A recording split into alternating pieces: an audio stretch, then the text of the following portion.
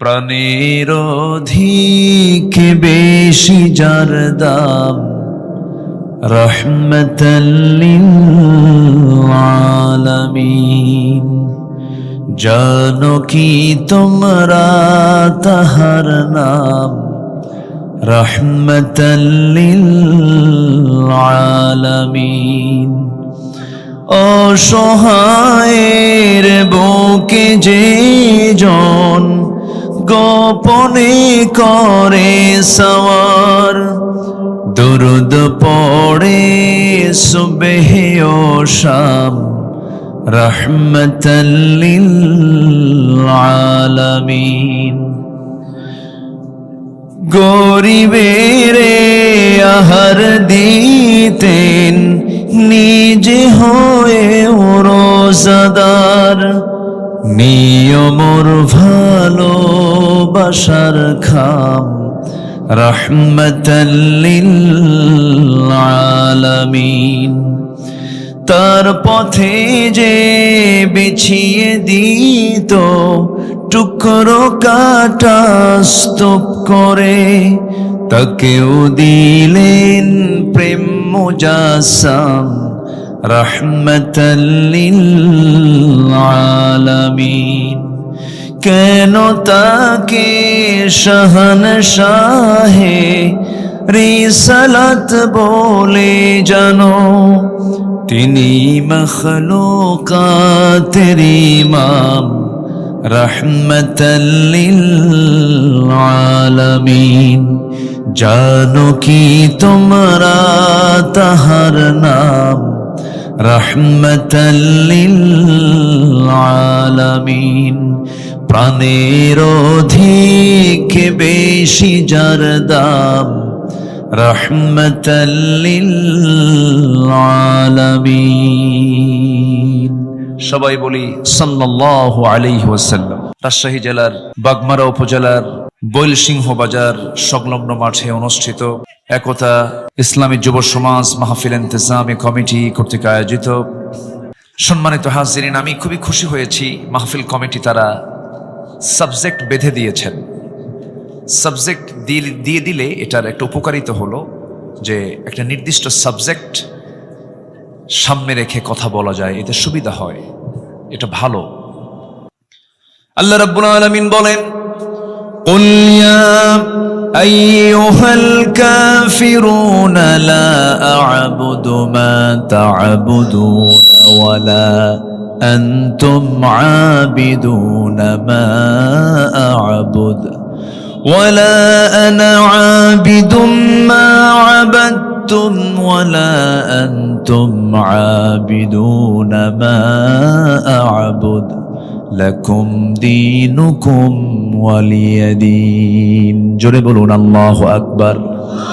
সূরাটা নাজিল হয়েছে কোথায় বলেন? মক্কায়। বলেন বলেন কোথায় কোথায় কোথায়? মক্কায়।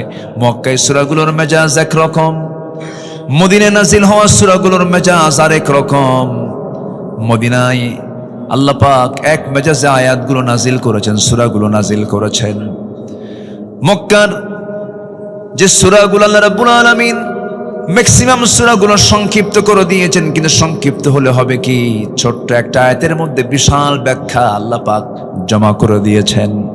এই সূরার মধ্যে ইবাদত শব্দটা এসেছে, দিন শব্দটা এসেছে। ইবাদুন শব্দটা এবং দিন শব্দটা খুব একটা মৌলিক শব্দ। আল্লাহ রাব্বুল আলামিন এই দুনিয়াতে আমার পরিচয় তিনি দিয়েছেন, আমি একজন আল্লাহর গোলাম, আমি দাস, আমি হলাম গোলাম, আমার আল্লাহ হলেন রব। আমি হলাম আল্লাহর দাস, আমার রব হচ্ছেন আমার প্রভু, আমার মালিক। সেই মালিক রাসূলকে জানায়া দিচ্ছেন, কি জানায়া দিচ্ছেন? কুল ইয়া আইয়ুহাল কাফিরুন, হে রাসূল আপনি বলে দেন কাফের সম্প্রদায় শোনো। তাহলে রাসূল এই কথা বলছেন কাদেরকে বলেন তো? বলেন কাদেরকে বলেন? কাফেরদেরকে। কি বলছেন?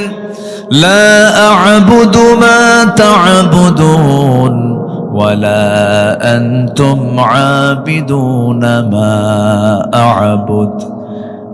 আমি যার গোলামি করি তোমরা তার গোলামি করো না, আবার তোমরা যারা গোলামি করো আমি তারা গোলামি করি না।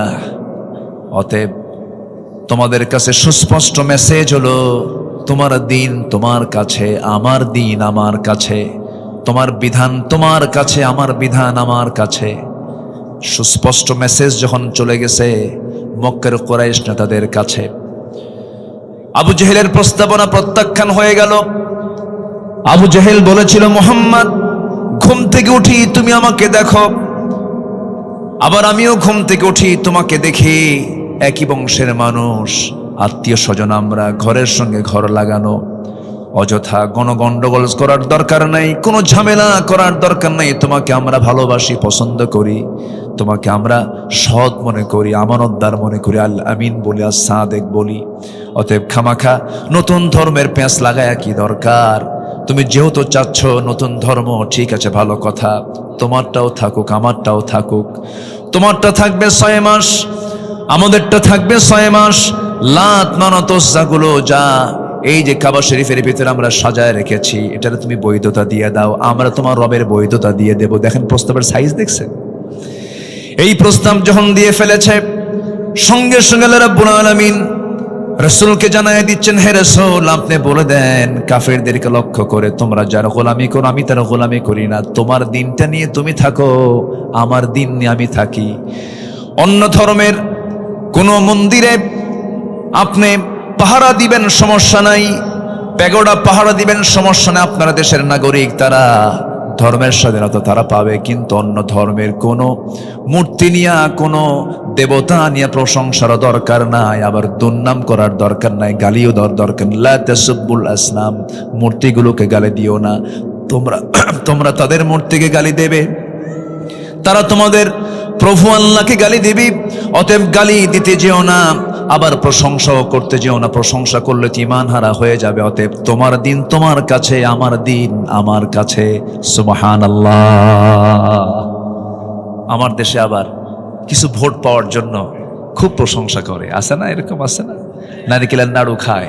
যেটা অন্যায়, অন্যায়কে অন্যায় বলবো, অন্যায়কে অন্যায় বলবো, যেটা রং সেটা রং। মা দুর্গা যা করে করুক, মা সরস্বতী যা করে করুক, মা ভগবতী যা করে করুক, আমাদের দায়িত্ব হচ্ছে সকল ধর্মের স্বাধীনতা নিশ্চিত করা। কিন্তু এর মানে এই না যে সেখানে যাইয়া নারিকেলের নাড়ু খাওয়া, এটা আমাদের দায়িত্ব না, এটা অন্যায়, এটা ঈমান বিধ্বংসী কাজ, এটা ঠিক না। রাগ করলেন নাকি আপনারা? আমাদের হিন্দু ভাইয়েরা আছেন আমার দেশে ভালো, কিন্তু ধর্মীয় বিষয়গুলো খুব স্পর্শকাতর। আচ্ছা বলেন তো, আমাদের জুমার নামাজে কি কোনো হিন্দু ভাইরা আসে? আসে বলেন তো? আসে। আমাদের ঈদগাহে কি তারা নামাজ পড়তে আসে? তা আপনি এরকম এত বড় ফকির কেন? হ্যাঁ, আপনার নারিকেলের নাড়ু খাওয়া লাগে? দরকার নাই। ইবাদত করব কার? আসতে বলবেন, ইবাদত করব কার? গোলামি কার হবে? আল্লাহর গোলামি হবে। এক জায়গায় না সব জায়গায়, এক জায়গায় না সব জায়গায়। ইবাদত মানে হচ্ছে বান্দার ইচ্ছায় কোনো কাজ হবে না, বান্দা কাজ করবে কার ইচ্ছায়, কার আইনে, কার সিদ্ধান্তে? আল্লাহর সিদ্ধান্তে বান্দা কাজ করবে। এবং ইসলামকে মর্জি মতো খাটো করা, লম্বা করার সুযোগও আল্লাহ পাক বান্দাকে দেন নাই। ইসলামটা কারো না, ইসলামটা কার? আল্লাহর। এটাকে মর্জি মতো ইফরাত তাফরিদ করার সুযোগও নেই। আমি আপনি আমার মতো করে ইসলাম আমি মানতে পারবো না। আমি এমন করে বলতে পারবো না যে আমরা শরিয়া আইনে বিশ্বাসী নই, আমরা শরিয়াকে মানি না, শরিয়াকে ফলো করি না। এই জাতীয় কথা বলা মানে তার ঈমান ছিনতাই হয়ে যাওয়া, ঠিক কি না? ঈমান ছিনতাই হয়ে যাওয়া, এটা করা যাবে না। আমাকে মুমিনদের কাতারে আসতে হবে, আমাকে মুসলিমের কাতারে আসতে হবে, সারেন্ডার করতে হবে কার কাছে? আসতে বলবেন না, কার কাছে? আল্লাহর কাছে। তাহলে এখানে এই 6টা আয়াতের মধ্যে বারবার আব্দুল শব্দটা আসছে, বারবার। আবাদা ইয়াবুদু, আবিদুন, আইন বা দাল মূল মাদ্দা, এই শব্দটা বারবার আসছে। দেখেন আবুদু, তাবুদু, আবিদুন, এই শব্দগুলো বারবার ঘুরে ঘুরে আসছে, অর্থাৎ ইবাদত। আমার দায়িত্ব হচ্ছে আল্লাহর দাসত্বকে মেনে নেওয়া, সম্পূর্ণভাবে মেনে নেওয়া। আর আমার আল্লাহর দায়িত্ব হচ্ছে বান্দার দাসত্বকে কবুল করে নিয়ে জান্নাত বুঝে দেওয়া। যেরকম সুবহানাল্লাহ। আমার আল্লাহর দায়িত্ব হচ্ছে বান্দার দাসত্বকে কবুল করে নিয়ে দাসত্বের মতো দাসত্ব করে ইবাদত করলে পরে আল্লাহর দায়িত্ব হচ্ছে সেই বান্দাকে জান্নাত কি বুঝে দেওয়া। আল্লাহ রাব্বুল আলামিন বলেন, ইয়া আইয়াতুহান নাফসুল মুতমাইন্নাতু ইরজিই ইলা রাব্বিকি রাদিয়াতাম মারদিয়াহ ফাদখুলি ফি ইবাদি ওয়াদখুলি জান্নাতি। জোরে বলুন আল্লাহু আকবার। আমার গোলাম হয়ে যাও, ফাদখুলি ফি ইবাদি, আমার গোলাম হয়ে যাও, আমার জান্নাতে প্রবেশ করো। তোমাকে আজকে কেউ বাধা দেবে না। শর্ত হলো তোমার পরিপূর্ণ গোলাম হতে হবে। একমাত্র কার গোলামি করতে হবে বলেন? কার গোলামি? আল্লাহর গোলামি। আমার ভাইয়েরা, আর সর্বশেষ আয়াত আল্লাহ রাব্বুল আলামিন ক্লিয়ার করে দিলেন, দিনের ক্ষেত্রে কোনো ভাগ বসান যাবে না। ওর দিন কিছু মানবো, আমার দিন কিছু মানবো, তা হবে না। একটা মুসলমান ডাবল স্ট্যান্ডার্ড কখনো হতে পারে না। আমার দেশে বিগত 16 বছরে এক পার্লামেন্টেরিয়ান ছিলেন, ঠাকুরগা তার বাড়ি। একদিন সংসদে দাঁড়ায় বলতেছে, মাননীয় স্পিকার, আমার ছেলে বিয়ে করেছে ভারতের কলকাতায় গাঙ্গুলি পরিবারে। বউটা আমার হিন্দু, বৌমা আমার হিন্দু, আমার ছেলে হলো মুসলমান। আমার ছেলে বউ যখন ঢাকায় থাকে তখন সে 5 ওয়াক্ত নামাজ পড়ে, আবার যখন সে কলকাতায় থাকে তখন সে পূজাও করে। এটাই তো ধর্মের স্বাধীনতা। দেখছেন? শয়তান কয়, আমি আর কত শয়তান, তুই আমার চেয়ে বড় শয়তান। তাহলে একজন ব্যক্তি ঢাকায় থাকলে সে নামাজ পড়বে, আর কলকাতায় গেলে কি করবে? পূজা করবে। আর এটার আবার ব্যাখ্যা জায়েজ করতে নেই। এই আয়াতটা সাবেক প্রধানমন্ত্রী বলেছিলেন, লাকুম দীনুকুম ওয়ালিয়া দিন, বুখারী শরীফের 40 পারায় আসছে। কি কথা কি বুঝতেছেন? আয়াত ঠিকই কইছে, কিন্তু কোরআন শরীফ না হাদিস শরীফ কইছে? হাদিস বানায় ফেলছে। কিন্তু এটা কি হাদিস শরীফ না কোরআন শরীফ? কোরআন মাজিদ, কোরআনে কারীম। আল্লাহ রাব্বুল আলামিন এই মেসেজ দিয়েছেন, তোমার দিন তোমার কাছে, আমার দিন আমার কাছে। সম্মানিত ভাইয়েরা, এই অপব্যাখ্যাগুলো তারা দিল, আর দোষ দিয়েছে 16 বছর ধরে আমাদের ঘাড়ে, আমাদের কাঁধে। ধর্মীয় অনুভূতিতে তারা বহু আঘাত করেছে, কিন্তু মামলা খেয়েছেন আল্লামা সাঈদ রাহিমাহুল্লাহ। এটি কোনো কথা? এই মুমতাজ পার্লামেন্টারিয়ান, আমি পরশুদিন মানিকগঞ্জে মাহফিল ছিল, হরিরামপুরে ওর এলাকায় মাহফিল ছিল। কোন মাহফিল হতে দেয়নি। ওই মাহফিলটা 7 বছর বন্ধ ছিল। এবছর মাহফিলটা করে আসলাম। মুমতাজ গান গাইতো, সংসদেও গান গাইতো। শোনেন না আপনারা? সংসদে গান গাইতো, আর প্রাইম মিনিস্টার সাবেক হাতের থাবা মারতেন, তালি মারতেন পার্লামেন্টে। নারী তো প্রশংসায় পঞ্চমুখ হয়ে যায়। মেয়েদেরকে যত প্রশংসা করবেন ও ফুলতে ফুলতে পটকা মাছের মতো হয়ে যায়। আমি তো তাই আসলে। কিন্তু পুরুষকে আপনি যত বেশি প্রশংসা করবেন ও তত মনে মনে ভাববে, তোর মতলব কি, এত প্রশংসা করিস কেন? এই হচ্ছে নারী এবং পুরুষের মধ্যে তফাৎ। অতএব যারা পাম দিলে ফুলে যায় তাদের নেতৃত্ব আমরা দেখতে চাই না। সারা পৃথিবীর শুরু থেকে নিয়ে আজ পর্যন্ত যে জাতি নেতৃত্ব দিয়েছে তাদের হাতে নেতৃত্ব তুলে দিতে হবে মুসলমান। সব দেখা শেষ করেছি।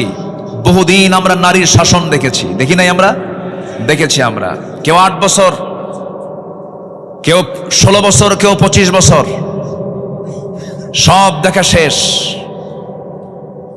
আইয়ুবের শাসন, মুজিবের ভাষণ, জিয়াউর রহমানের খাল কাটা, আর আমাদের চাচা এরশাদের তো তাল বেতাল, মাঝখান দিয়ে শুধু হরতাল আর হরতাল। সব দেখা শেষ। আগামী দেশ আমরা দেখতে চাই কোরআনের বাংলাদেশ। রাজি আছেন কারা কারা? হাত উঁচু করে দেখান মুসলমান।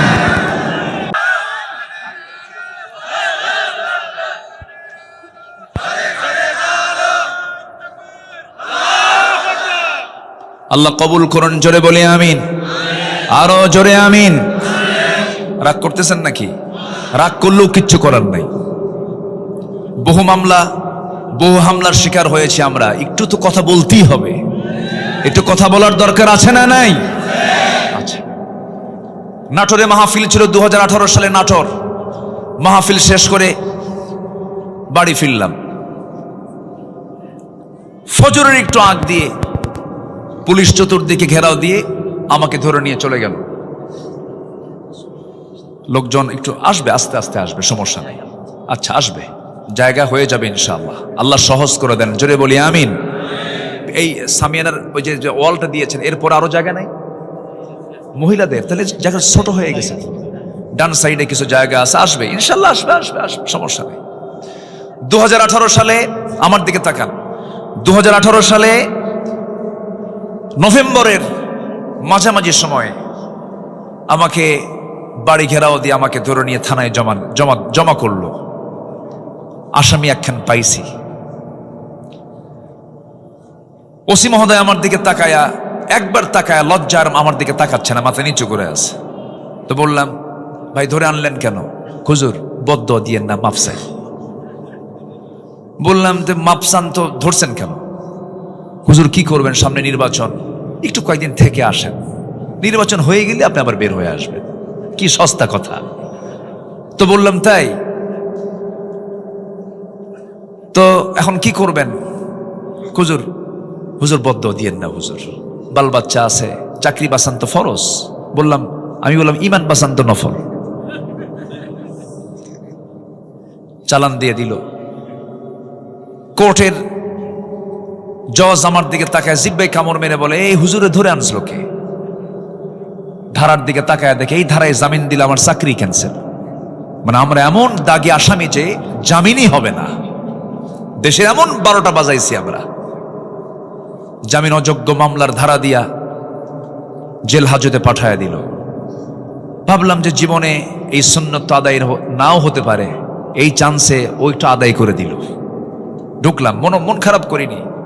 ভিতরে ঢুকলাম, ভিতরে ঢোকা মাত্রই দেখে এক বুড়া চাচা আমার দিকে তাকায় আছে, সালাম দিয়ে বলে, হুজুর আপনি জেলখানায় ঢুকছেন, খুব খুশি হলাম। তো বললাম যে আপনি খুশি হলেন কেন? কে বাবাজি মাহফিলে যাই, সামনে বসি, এত চেষ্টা করছে আপনার সঙ্গে একটাবার মুসাফা করব, চান্সই মিলেই নাই। হুজুর কি সুন্দর আল্লাহ মিলাই দিল। হুজুর দোয়া করি আপনি জেলখানায় থাকেন।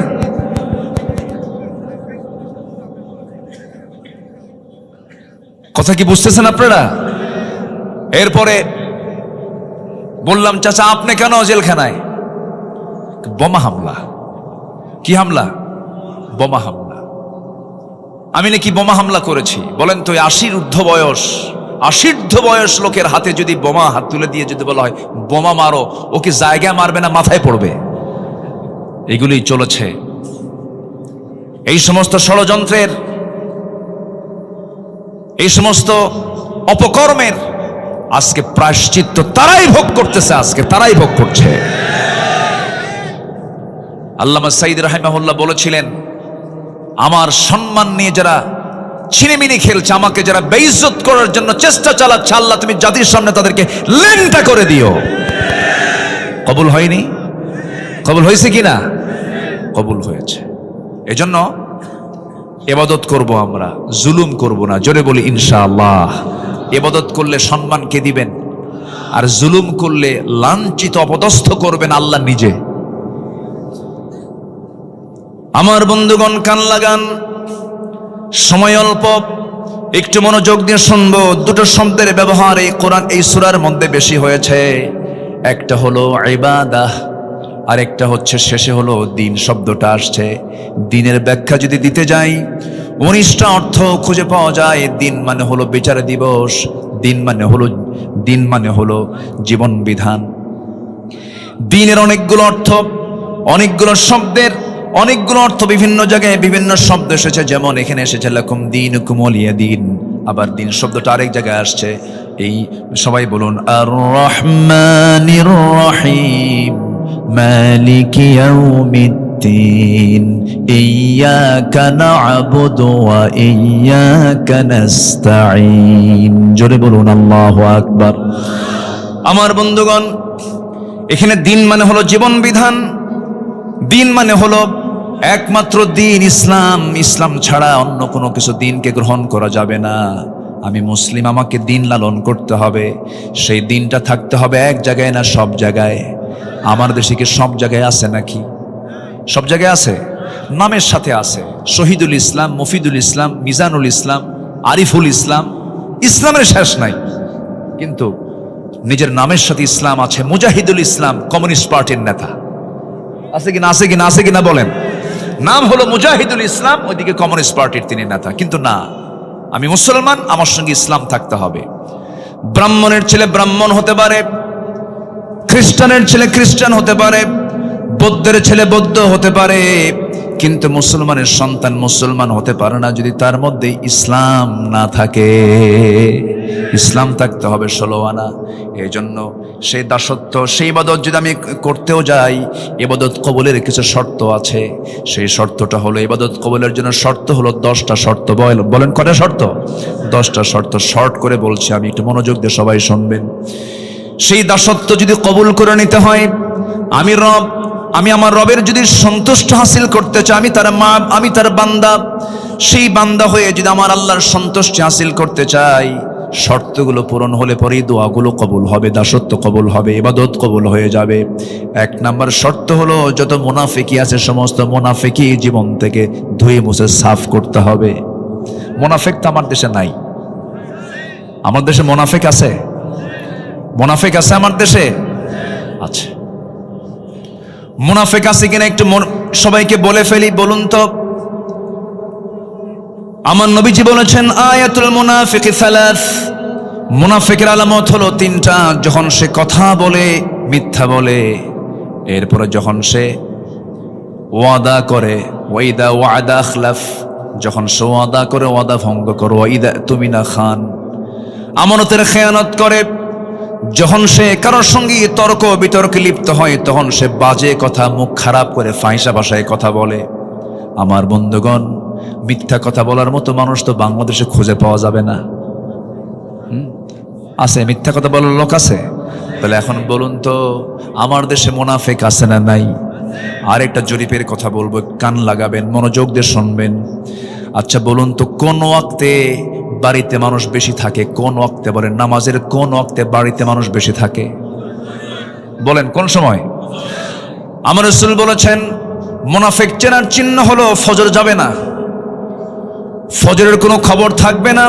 মুনাফিক যোহর পড়তে পারে, মুনাফিক আসর পড়তে পারে, মুনাফিক মাগরিব পড়তে পারে, মুনাফিক বড় জোরে শাহ পড়তে পারে, কিন্তু মুনাফিক কখনো ফজর নামাজ পড়তে পারে না। বলুন তো, আমার দেশের সবচাইতে কম মুসল্লি কোন ওয়াক্তে? আর সবচেয়ে বেশি অবস্থান করে মানুষ বাড়িতে কোন ওয়াক্তে? আমার দেশে মানুষ বেশি না মুনাফিক বেশি? ধরা খাইছেন কি? ধরা খাইছি আমরা। হ্যাঁ, এত ওয়াজ হয়, ফজরে মুসল্লি নাই। আচ্ছা বলুন তো, ফজরের সালাতের গুরুত্ব বেশি না জুমার সালাতের গুরুত্ব বেশি? জুমার গুরুত্ব নাই। আজ থেকে জুমার গুরুত্ব আছে না নাই? আছে। দুটাই ফরজ, দুটাই ফরজ। কিন্তু ফজরের আল্লাহ রাব্বুল আলামিন বিশেষ ফজিলত দিয়েছেন। 65টা এক্সট্রা ফজিলত আছে ফজর নামাজের, 65টা। ফজরের 2 রাকাত সুন্নত নামাজ, রাকাতাই সালাতুল ফজর খায়রুম মিনাদ দুনিয়া ওয়া মা ফিহা।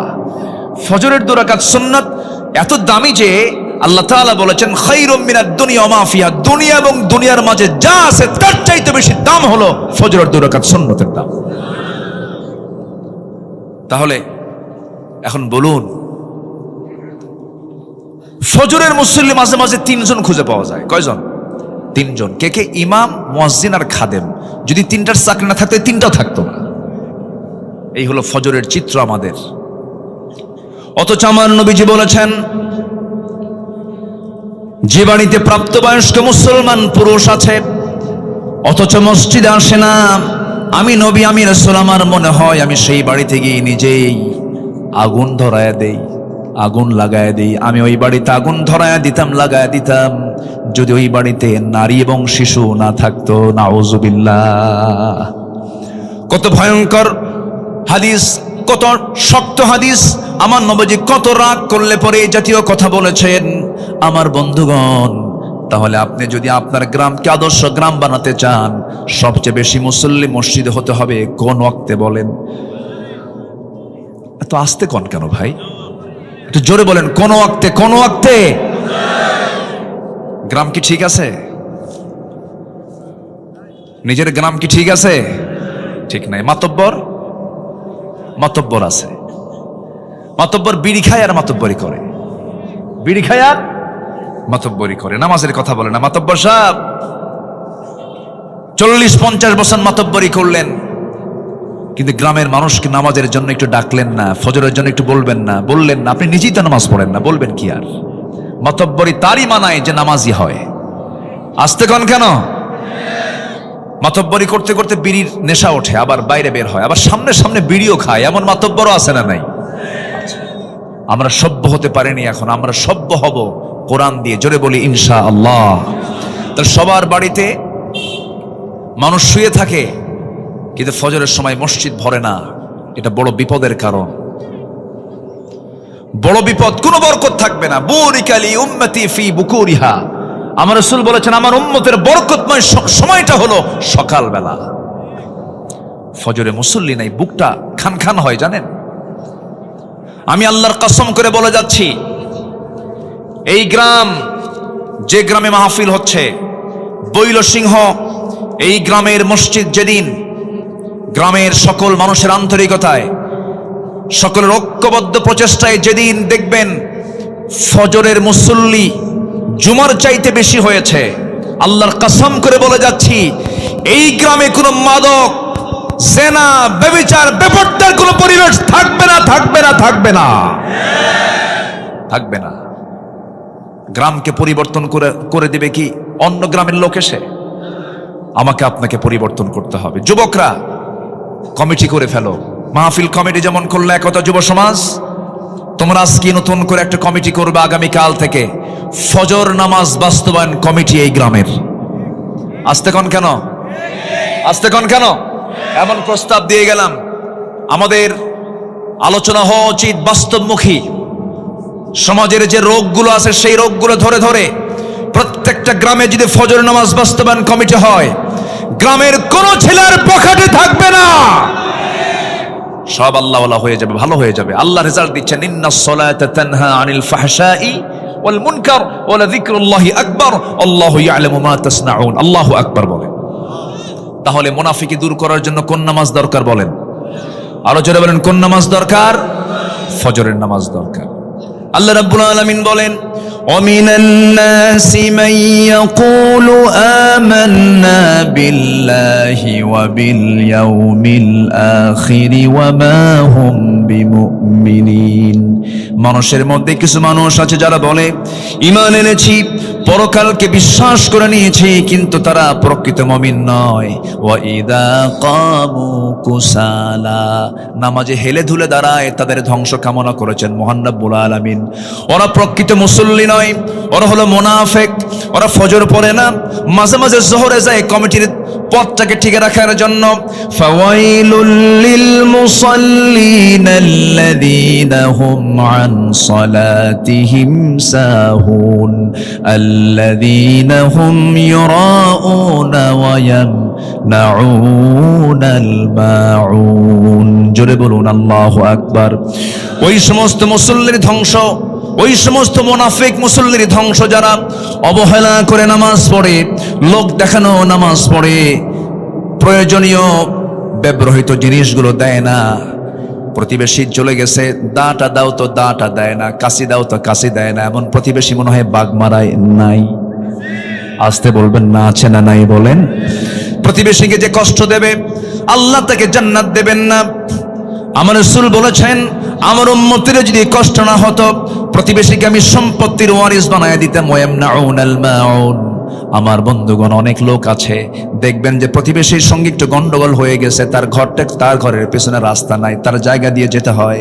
একটু গন্ডগোল লাগলে খোঁটা গাড়ে, কি গাড়ে? খোঁটা মারে, খোঁটা হাঁটতে দেয় না। এরকম খোঁটা মারা কি বাগমারায় আছে?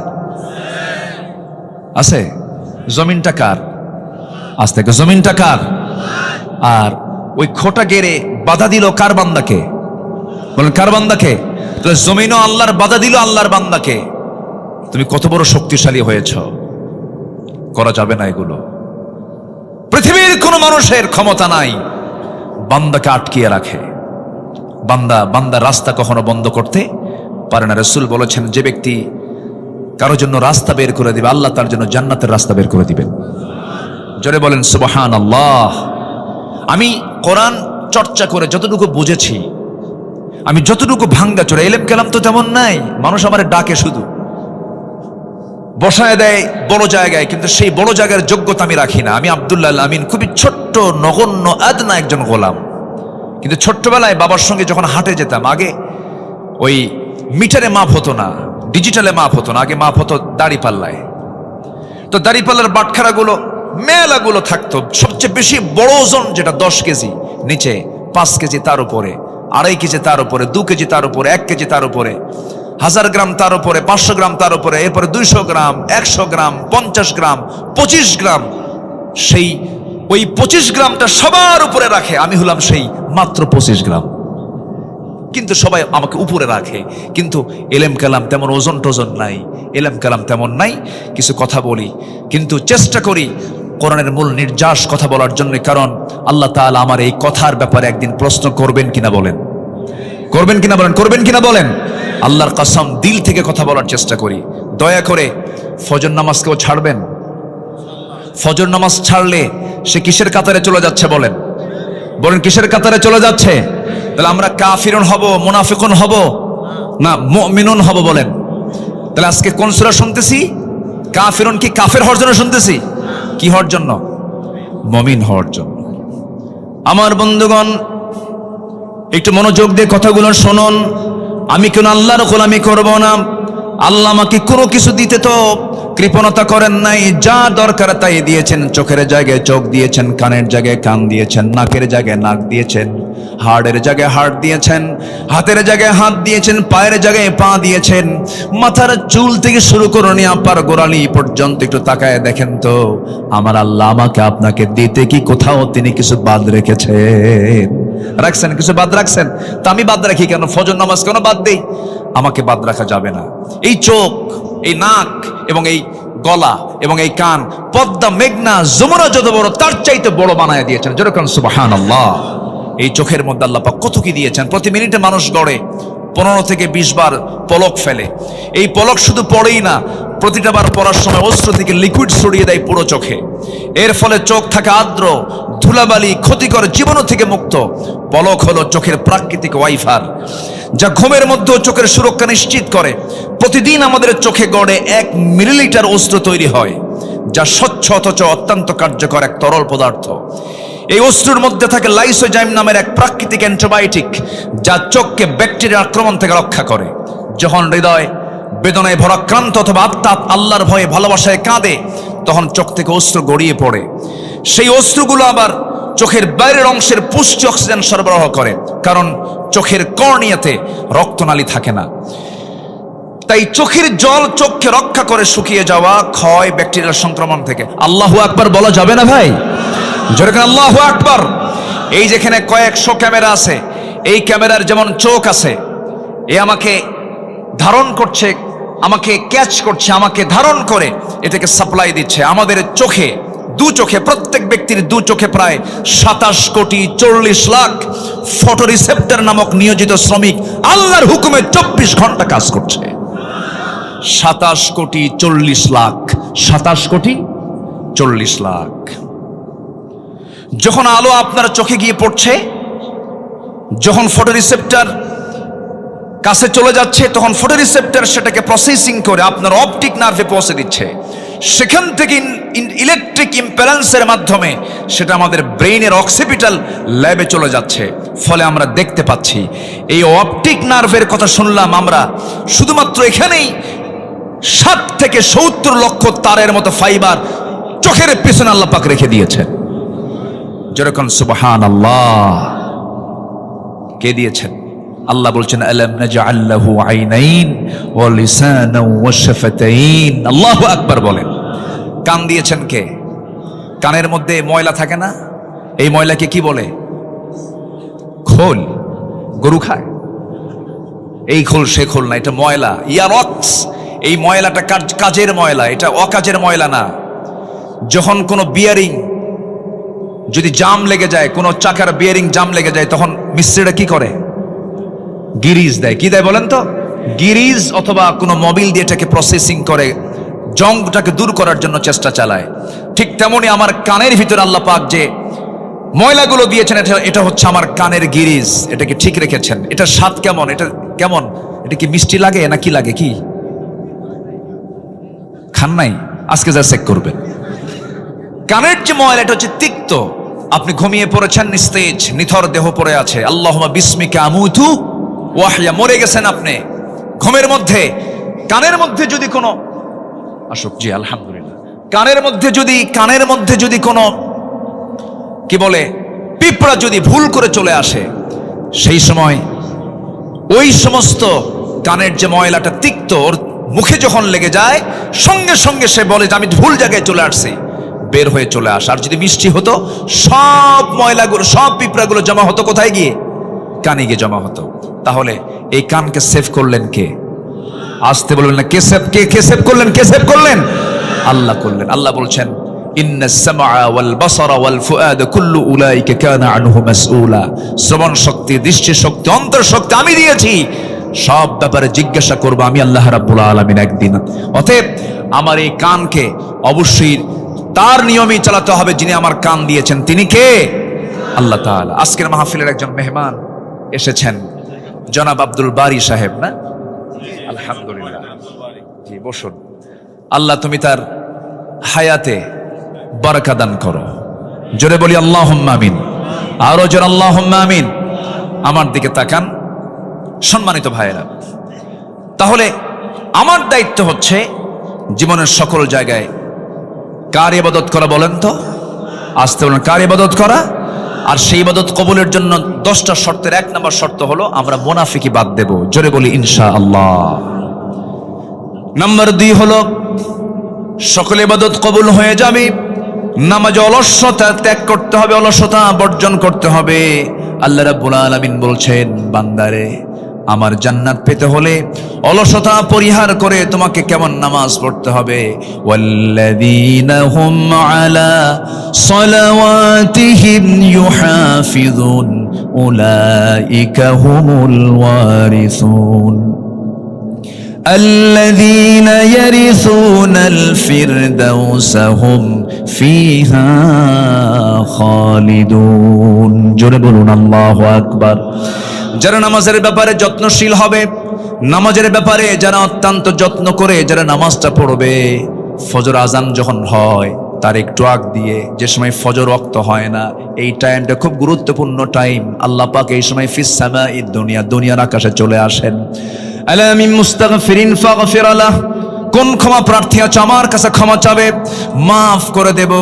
ওই সময়, ঠিক ওই সময়টা আবার শয়তানও চলে আসে বান্দার শিয়রে, এসে বলে আলাইকা লাইলুন তাওয়িল, আলাইকা লাইলুন তাওয়িল, তোমার জন্য রাত বড় লম্বা, ঘুমাও ঘুমাও।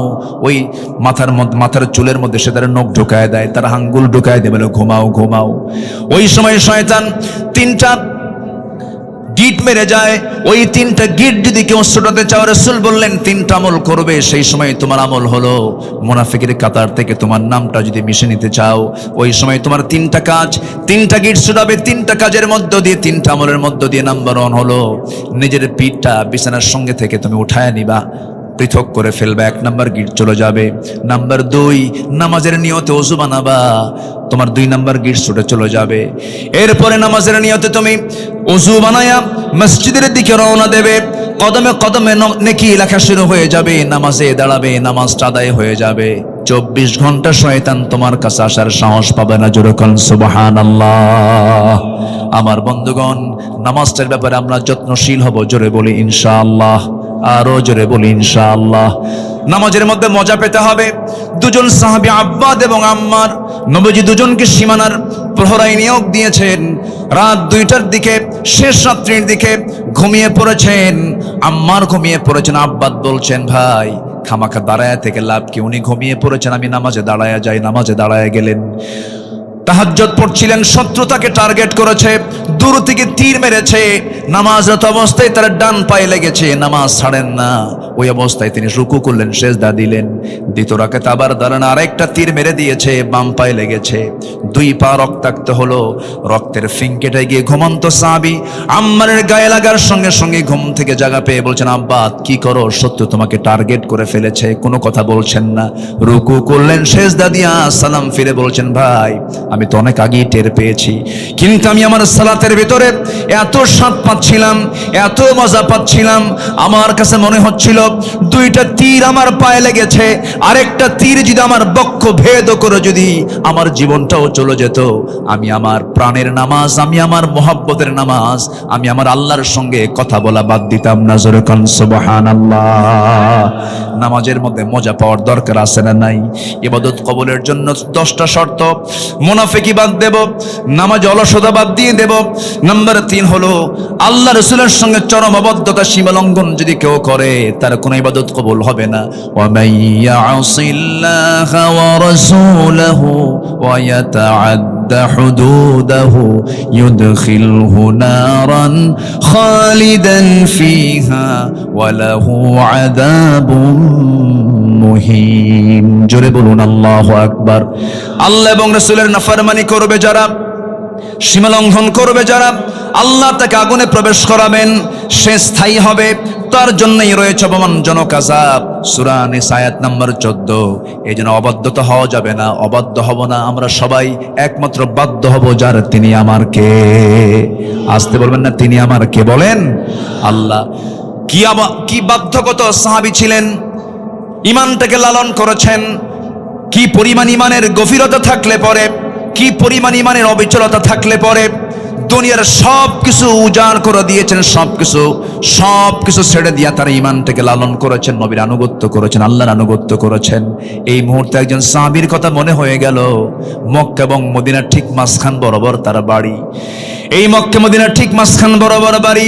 ইয়াং টকবকে যুবক, বাপ জন্মের পূর্বেই মারা গেছে, জন্মের পরপরই চাচার কাছে মানুষ হয়েছেন সেই সাহাবী। নবীর দাওয়াত তার কানে গেল, কালেমা পড়লেন। চাচার কানে সংবাদ গেছে ভাতিজা কালেমা পড়েছে। সঙ্গে সঙ্গে চাচা ডাক দিয়ে বলে, তলব করে বলে, ভাতিজা শুনলাম তুমি নাকি দিন গ্রহণ করেছো। সঙ্গে সঙ্গে তিনি বলছেন, দিন তো একটাই, সেটা হলো কার দিন? কার দিন বলেন? আল্লাহর দিন। চাচা আমিও কালেমা পড়েছি, আপনিও কালেমা পড়েন। সঙ্গে সঙ্গে চাচা বলছে, তুমি কি জানো এটার ফলাফল কি হতে পারে? কি হবে চাচা বলেন? সব সম্পত্তি জোর করে তোর কাছ থেকে নিয়ে নেব, তোকে এত ভালোবাসলাম, তুই এত বড় ক্ষতি করে ফেললি, আমার ধর্ম, আমার বাপ দাদা সব শেষ করে ফেললে, তোকে শেষ করে ফেলবো আমি। সঙ্গে সঙ্গে বলছেন, ও চাচা, সম্পত্তির আপনি হুমকি দিচ্ছেন, আমাকে জোর করে নিতে হবে না আমার কাছ থেকে, আমি বিনা শর্তে সমস্ত সম্পত্তি দিয়ে দিলাম, তবু আমি ঈমান হারা হব না, নবীর অবাধ্য হব না, আল্লাহর অবাধ্য হব না। ওমাই ইয়াসিল্লাহ ওয়া রাসূলাহু ওয়া ইয়াতাআদ্দা হুদুদাহু, ওমাই ইয়াসিল্লাহ ওয়া রাসূলাহু ওয়া ইয়াতাআদ্দা হুদুদাহু, সেই পক্ষে আমি যাব না, সেই সীমা লঙ্ঘন আমি করব না। সঙ্গে সঙ্গে চাচা তাকে ধরে ফেলে, কলার ধরে টান মেরে জামা টেনে ছিলল, জোর করে লুঙ্গিটা পর্যন্ত খুলে নিয়া, ঘাড় ধাক্কা দিয়া রক্তাক্ত করে সেই জায়গা থেকে বের করে দেওয়ার পরে বলছে, চলে যা। উলঙ্গ হয়ে বাইরে বের হয়ে দুনিয়াটা অন্ধকার দেখছিলেন। মার দরজায় গিয়ে বলছেন, মা দরজা খোলো। দরজা খোলা হলো। বলছে, মা আমার দিকে তাকাইও না, ঈমান এনেছি, নবীর আনুগত্য করেছি। আমার চাচা আমার পরনের লুঙ্গিটা পর্যন্ত খুলে নিয়েছে। ও মা দেখো তো ঘরের মধ্যে কিছু আছে নাকি। এক খণ্ড কাপড় তাকে দেওয়া হলো। এক খণ্ড কাপড়টা পরে কোনো মতো সতরটা ঢেকে ঢুকে মার কাছ থেকে বলছেন, মা বিদায় দিয়ে দাও, দুনিয়ার সব ছাড়বো কিন্তু আমি আমার আল্লাহ রাসূলকে ছাড়বো না। জোরে বলেন সুবহানাল্লাহ। চললাম মদিনার দিকে, মদিনায় রওনা করলেন। মদিনায় চলে গেলেন, পায়ে হেঁটে হেঁটে, শীতকাল থরথর করে কাঁপতেছিলেন, গোটা গায়ে শুধু এক খণ্ড কাপড় দিয়ে শুধু সতরটা ঢাকা। নবীর দরজায় গিয়ে নক করলেন। নবীজি দরজা খুলেই দেখেন গায়ে কাপড় চোপড় নাই। ভিতরে ঢুকলেন, নবীর ব্যবহৃত দুটা জুব্বা মোবারক আমার নবী নিজ হাতে দিয়ে বলছেন, যুবক জুব্বাটা নাও, তাড়াতাড়ি গায়ে দাও, ঠান্ডা লেগে যাবে তোমার। জুব্বা পরা শেষ করলেন। রাসূল বলছেন, যুবক ঘটনা কি? সব খুলে বললেন। সঙ্গে সঙ্গে রাসূল বলছেন, ও আব্দুল্লাহ, তোমার চাচা তোমাকে বস্ত্রহীন করে ঘর থেকে বের করে দিয়েছে, আর বিশ্বনবী তোমার জন্য তার নিজের দেহের জুব্বা মোবারক তোমাকে দান করেছে। ও সাহাবীরা রে, আমার আব্দুল্লাহকে তেলাওয়াতে বাধা দিও না, কারণ আমার আব্দুল্লাহ আমার আনুগত্য করতে গিয়ে, আল্লাহর আনুগত্য করতে গিয়ে দুনিয়া সব বিক্রি করে আমার পথ সে ধরেছে। জোরে বলুন সুবহানাল্লাহ। বাধা দিও না। আমার নবীজি মদিনায় থাকাকালীন যুদ্ধের ডাক চলে এলো। আমার নবীজি বলছেন, আমার আব্দুল্লাহ কোথায়? আব্দুল্লাহকে ডেকে আনো। সঙ্গী কুরুনি জিহাদের ময়দানে ঝাঁপিয়ে পড়লেন। যুদ্ধ শেষ হলো, অভিযান শেষ হওয়ার পর তিনি ফিরে আসতেছিলেন মদিনার পথে।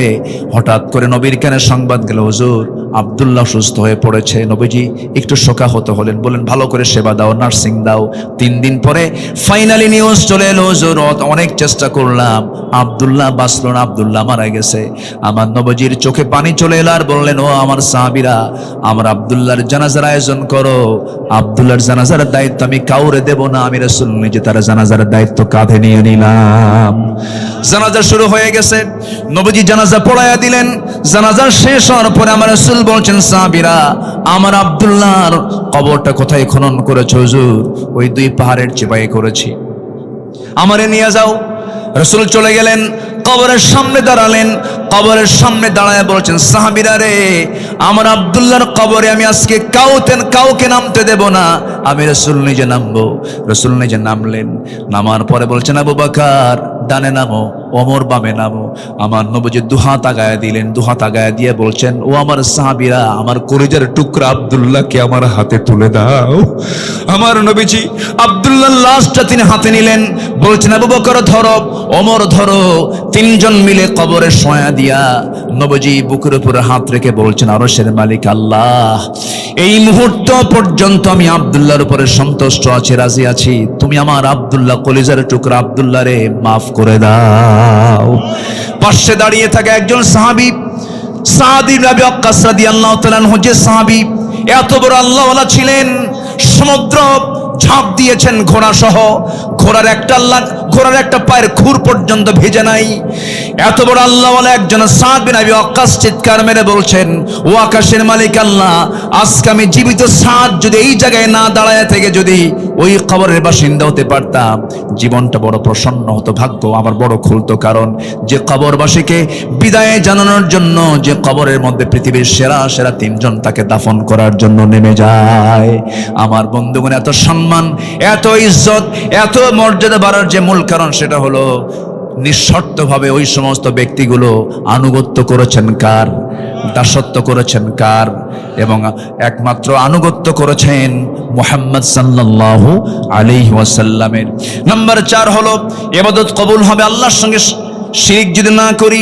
নাম্বার 5, সামনে পেছনে যারা পরনিন্দা করবে তাদের কোনো ইবাদত কবুল হবে না। ওয়াইলুল লিকুল্লি হুমাযাতিল লুমাযা আল্লাযী জামা'a মালান ওয়া আদ্দাদা। নাম্বার 6 হলো আল্লাহকে ভুলে থাকা, মন্দ কাজের আদেশ করা। আল মুনাফিকুনা ওয়াল মুনাফিকাতু বা'দুহুম মিন বা'দ ইয়া'মুরুনা বিল মুনকারি ওয়া ইয়ানহাউনা আনিল মা'রুফ ওয়া ইয়াকবিদুনা আইদিয়াহুম নাসুল্লাহা ফানাসিয়াহুম ইন্নাল মুনাফিকিনা হুমুল ফাসিকুন। জোরে বলুন আল্লাহু আকবার। যারা মুনাফিক তারাই ফাসিক। কে বলছেন? বলেন কারা বলেন। যারা মুনাফিক হয় তারা আবার কি হয়? তাহলে মুনাফিক যে হবে সে আরেকটা লকব পাবে, তার নাম কি? ফাসিক। সে কি হয়ে যাবে বলেন তো? ফাসিক। যে মুনাফিক সে আবার কি? ফাসিক হয়ে যাবে। নাম্বার 7 হলো শয়তানের যারা পদাঙ্ক অনুসরণ করবে, কোন দাসত্ব, কোন ইবাদত তার কবুল হবে না। ইয়া আইয়ুহাল্লাযীনা আমানু লা তাত্তাবিউ খুতুওয়াতিশ শাইতান ওয়া মান يتبع خطوات الشيطان فإنه يأمر بالفحشاء والمنكر। জোরে বলুন আল্লাহু আকবার। শয়তান আছে না নাই বলেন? আসতে বলবেন না, আছে না নাই? বাগমারা মনে হয় চেনে না। বাগমারা চিনে? চেনে শয়তান, চেনে বাঘ মারা? শয়তান জান্নাতও চিনে। আমার আব্বা আদম এবং হাওয়াকে ফাওয়াসওয়াসা লাহুমা ফাযাল্লাহুমা শাইতান, জান্নাতে গিয়ে যদি আমার আব্বা আম্মাকে যদি ওয়াসওয়াসা দিতে পারে, তাহলে বাঘ মারার এই এলাকা মনে হয় শয়তান কোনোদিন আসে নাই। কি আছে কিনা, আছে কিনা, আছে কিনা বলেন? এবং তার এজেন্টও আছে না নাই? তার এজেন্ট তারাই যাদের ফজর নামাজ উঠতে কষ্ট হয়। সবাইকে ফজর পড়বেন, সবাইকে এই গ্রামে ফজর বাস্তবায়ন কমিটি বাস্তবায়ন করবেন ইনশাআল্লাহ। কারা কারা ফজর নামাজ পড়বেন, 5 ওয়াক্ত নামাজ পড়বেন? কারা কারা হাত উঁচু করে দেখাল মুসলমান? চিৎকার মেরে বলি, ইয়া আল্লাহ, আমাদেরকে ফজর, জোহর, আসর, মাগরিব, ইশা 5 ওয়াক্ত সালাত জামাতের সাথে আদায় করার তৌফিক তুমি আল্লাহ দিয়া দাও। জোরে বলি আমিন, আরো জোরে আমিন, আরো জোরে আমিন। নাম্বার 8, ইবাদত কবুলের শর্ত, রিয়া বা লোক দেখানো ইবাদত যারা করবে তাদের কোনো ইবাদত কবুল হবে না। ইন্নাল মুনাফিকিনা ইউখাদিউনা আল্লাহ ওয়া হুয়া খাদিউহুম ওয়া ইযা কামু ইলাস সালাতি কামু কুসালা ইউরাউনা আন-নাস ওয়া লা ইয়াযকুরুনা আল্লাহ ইল্লা কালিলা। জোরে বলুন আল্লাহু আকবার। নাম্বার 9 হলো কুফরি যারা করবে তাদের কোনো ইবাদত কবুল হবে না। ইন্নাল্লাযীনা কাফারু লান তুগনিয়া আনহুম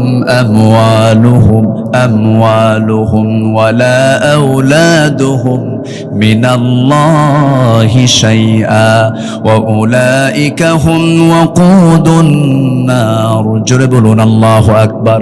সর্বশেষ হলো নাম্বার 10, যেহেতু সূরা কাফিরুনের ভিতরে আল্লাহ রাব্বুল আলামিন ইবাদত নিয়ে কথা বলেছেন, দাসত্বের কথা বলেছেন, ওই সমস্ত বান্দার দাসত্ব কখনো কবুল হবে না, ইবাদত কখনো কবুল হবে না। 10টা শর্ত যদি থেকে যায়, এই 10টা শর্ত পূরণ করলে পরে, বাদ দিলে পরে আল্লাহ রাব্বুল আলামিন কবুল করবেন। আল্লাহর সাথে মিথ্যা দৃঢ় অঙ্গীকার করে আবার তবজ্ঞার সঙ্গে যারা ভঙ্গ করবে, আল্লাহ রাব্বুল আলামিন তাদের কোনো ইবাদত কবুল করবেন না। আল্লাহ রাব্বুল আলামিন এই সবাইকে 10টা শর্ত পূরণ করার তৌফিক দান করুন।